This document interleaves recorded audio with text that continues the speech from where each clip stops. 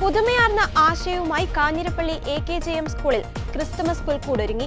Father Wilson Puthussery SJ-യുടെ നേതൃത്വത്തിൽ സ്റ്റാമ്പുകൾ ഉപയോഗിച്ചാണ് പുൽക്കൂട് നിർമ്മിച്ചിരിക്കുന്നത്.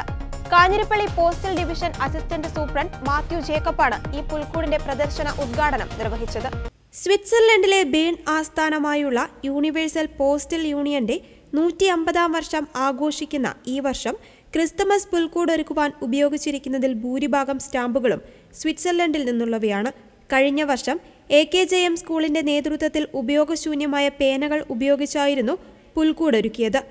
Philately society Kottayam president Joseph Kayyalakkal, school manager father Stephen Chundamthadam SJ, principal father Augustine Peedikamala SJ എന്നിവർ ക്രിസ്തുമസ് സന്ദേശം നൽകി.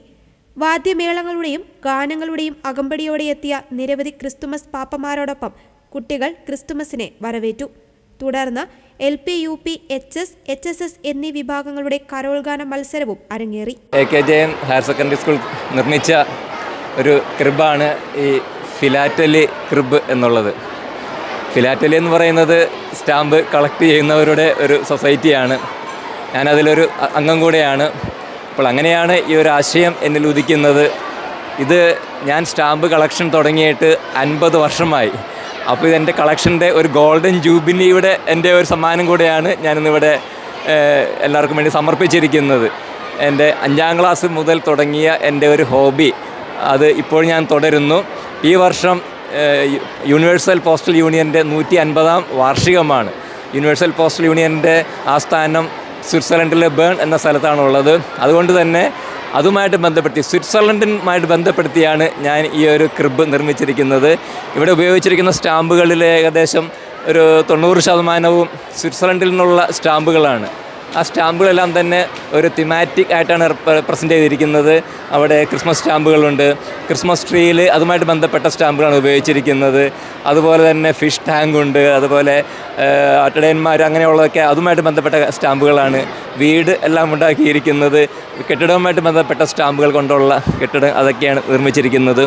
അതുപോലെ ഓരോ സ്റ്റാമ്പിനും ഓരോ കഥ പറയാനുണ്ടാകും.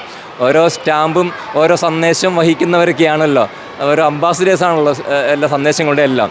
അപ്പോൾ ഇവിടെ പ്രദർശിപ്പിച്ചിരിക്കുന്ന ആയിരക്കണക്കിന് സ്റ്റാമ്പുകൾക്കും ഒരു ആയിരക്കണക്കിന് കഥകൾ പറയാനുണ്ട്. ഒരു സ്നേഹത്തിൻ്റെ ഒരു കഥ പറയാനുണ്ടാകും. പുൽക്കൂട്ടിലെ യേശുവിൻ്റെ പിറവിയോടനുബന്ധിച്ച് ആ സ്നേഹ സന്ദേശം കൈമാറിയത് ആട്ടിടയന്മാരാണ്. എന്നാൽ ഇവിടെ ആ ഒരു ദൗത്യം നിർവഹിക്കുന്നത് പോസ്റ്റ്മാൻമാരാണ്. ഈ സന്ദേശം ജനങ്ങളിലേക്ക് എത്തിക്കുന്നത് പോസ്റ്റ്മാൻമാരാണ്. അതുകൊണ്ടാണ് ഞാനിവിടെ പോസ്റ്റ്മാൻമാരുടെ ചിത്രങ്ങളൊക്കെ വെച്ചിരിക്കുന്നത്. അവർക്ക് ഈ ഒരു സന്ദേശം അയക്കുന്നതിൽ വലിയ ഒരു റോളുണ്ട്. അപ്പോൾ അതെല്ലാം ഈ അവസരത്തിൽ ഞങ്ങളൊക്കെ അംഗീകരിക്കുകയാണ്, അവരെയൊക്കെ ഓർക്കുകയാണ്.